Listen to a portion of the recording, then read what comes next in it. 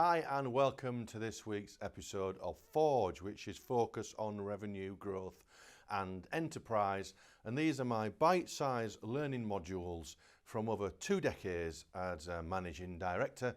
And I'm hoping if we can just get a little bit of knowledge over to you guys that helps your business move forward, then well, this has been worthwhile.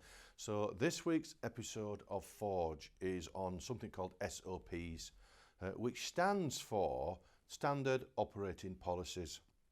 I want to explain what they are. It's pretty self-explanatory from their title, but a standard operating policy is something that's within your business that you have looked at a process and it's how things are done here. Now, there isn't one overriding standard operating policy for how the business works. You would break the business down into its individual sections. So in my business, for instance, I've got a commercial department, a sales department that generates new business in my business.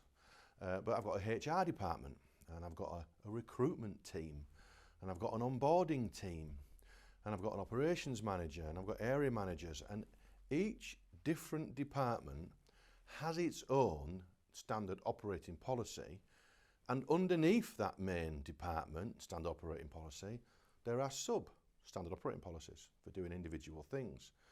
And now, the beauty of these is that once you've produced a system for doing a particular task in your business, it by default becomes systemized.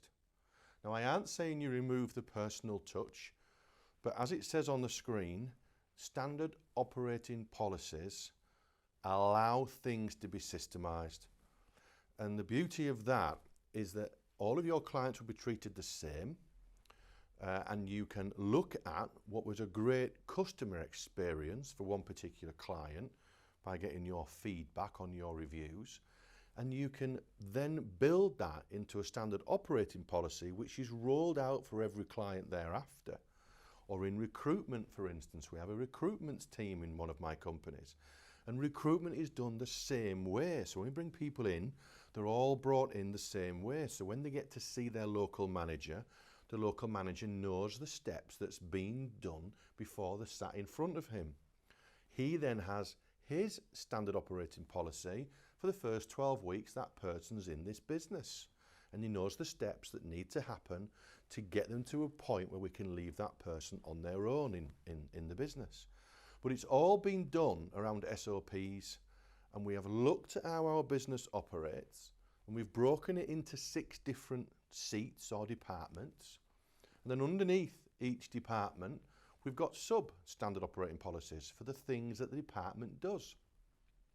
And I've broken my business down really microscopically into the point where I know whose responsibility it is and what actions they have to take just to order the batteries for my mic. It's broken down to that degree. I know when someone rings in sick, for instance, the steps our HR department has to take to make sure sick pay is done right. And we have a standard operating policy for returning to work after sickness. They're the steps that my managers have to go through. So when someone comes back to work after sickness, as an example, there's a standard procedure in place.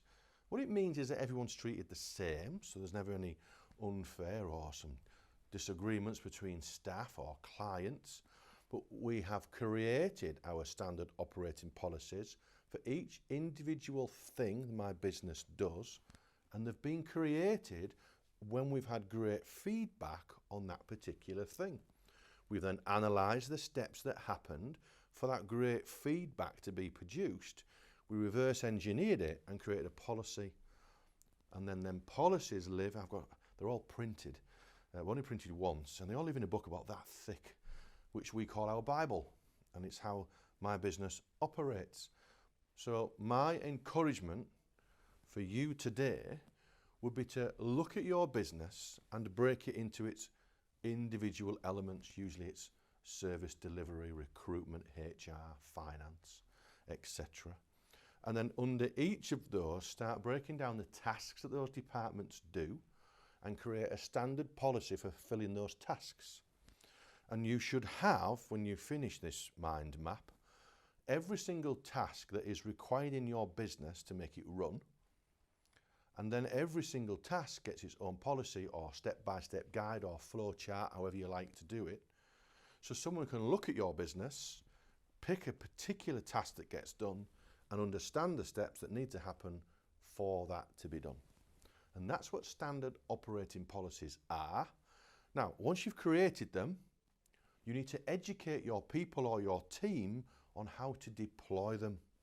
But that's a whole new episode about pushing out the core values of this business, etc., etc.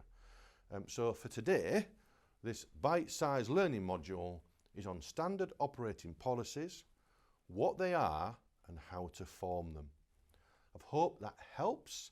There'll be links around this broadcast depending what platform you're watching it on, and you can click, and if you need help you can even get a free 30-minute phone call with either myself or someone from my team at head office, and we can help you with it. So I hope that helps. That's what standard operating policies are, and I will see you on the next Forge broadcast. Bye for now.